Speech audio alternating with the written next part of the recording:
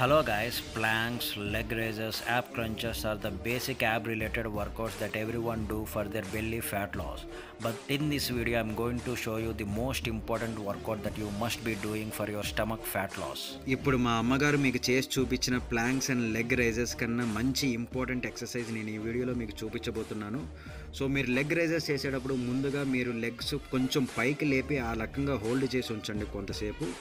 దాని తర్వాత మీరు స్ట్రెంగ్త్ గెయిన్ చేసుకున్న తర్వాత మీ లెగ్ యొక్క హైట్ని తగ్గించి అక్కడ హోల్డ్ చేసి ఉంచాలి. చూసారా, ఇందాకటి కన్నా ఇప్పుడు ఆల్మోస్ట్ 50% కన్నా హైట్ తగ్గించి హోల్డ్ చేసి ఉంచడం వల్ల మీ లోవర్ యాప్స్ మీద ఎక్కువ స్ట్రెస్ పడి మంచిగా వర్కౌట్ జరుగుతుంది.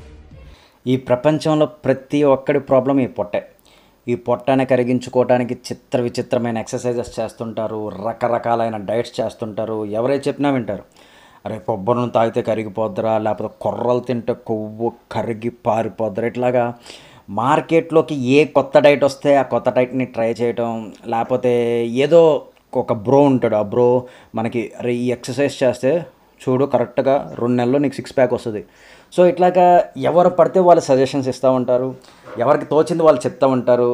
సో ఆ విక్టిమ్ ఏం చేస్తాడంటే ఏమో వర్క్ అవ్వచ్చేమో అని చెప్పి ప్రతి ఒక్కళ్ళ చెప్పిన ఎక్సర్సైజెస్ చేస్తారు, ప్రతి ఒక్కళ్ళు చెప్పిన డైట్ చేస్తారు. సో ఈ వీడియోలో మనం అసలు నిజంగా పొట్ట ఫాస్ట్గా కరగాలి అంటే ఎట్లాంటి వర్కౌట్స్ చేయాలి ఏంటని చెప్పి చూద్దాము.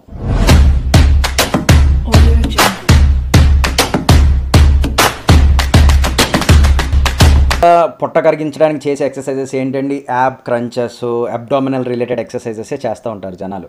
కానీ మీరు తెలుసుకోవాల్సిన విషయం ఏంటి అంటే పొట్ట కరిగించడానికి అత్యంత ముఖ్యమైన ఎక్సర్సైజెస్ వచ్చేసి స్క్వాట్స్.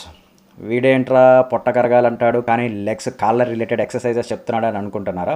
సో నిజానికి వస్తే ఏంటి అంటే మనం ఎక్కువ కొవ్వుని బర్న్ చేయాలంటే ఏం చేయాలండి? ఎక్కువ క్యాలరీస్ని ఖర్చు పెట్టాలి.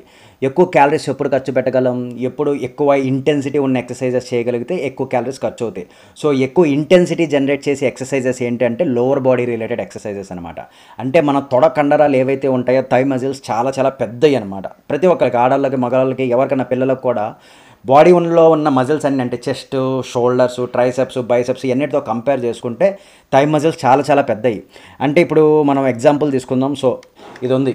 సో ఈ కార్ అందరికీ తెలిసే ఉంటుంది, ల్యాంబోర్గిని. సో ఇది V12 ఇంజన్, అంటే 12 సిలిండర్స్ ఉంటాయి. సో ఈ ఇంజన్ని నడపడానికి మనకి ఎక్కువ ఫ్యూయల్ కావాలి. అంటే ఇప్పుడు దీన్ని మనం తొడలతో కంపేర్ చేసుకుంటే మన థైస్తో సంబంధించిన ఎక్సర్సైజెస్ చేయడానికి మనకి ఎక్కువ ఎనర్జీ కావాలి. ఎక్కువ ఎనర్జీ కావాలంటే ఎక్కువ క్యాలరీస్ని బర్న్ చేయాలి. ఎక్కువ క్యాలరీస్ని బర్న్ చేస్తున్నామంటే ఎక్కువ ఫ్యాట్ని బర్న్ చేస్తున్నట్టు.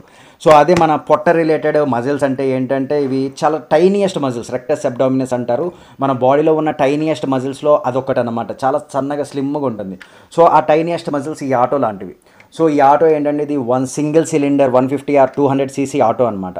సో ఈ ఆటోని నడపడానికి మనకి తక్కువ ఫ్యూయల్ ఉన్నా నడిచిపోతుంది.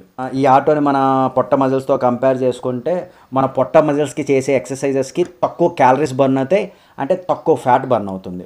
సో ఆ రకంగా మీరు thigh muscles, lower body related exercises ఎక్కువ చేస్తే ఎక్కువ ఫ్యాట్ బర్న్ అవుతుంది. ఫ్యాట్ అనేది బాడీలో ఎక్కడి నుంచో బర్న్ అవుతుంది. Overall head to toe burn అవుతూ మన పొట్ట దగ్గర కూడా బర్న్ అవుతుంది.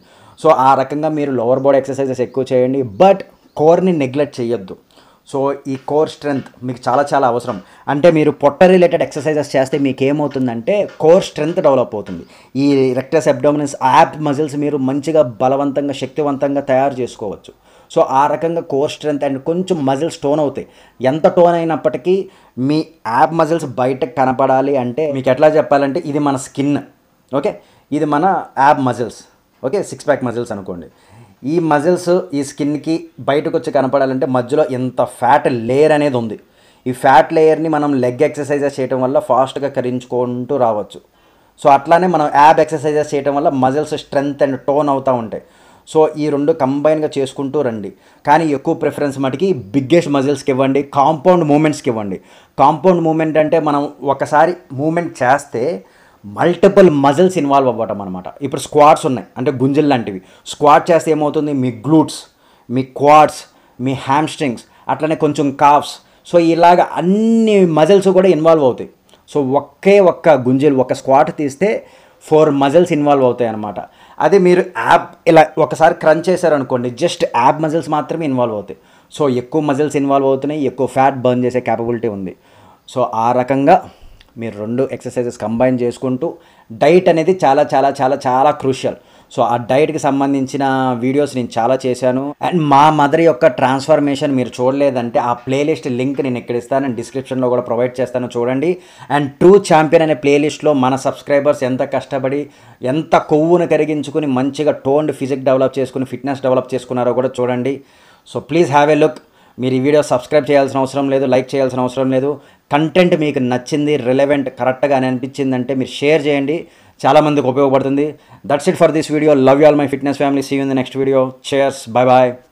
పీస్.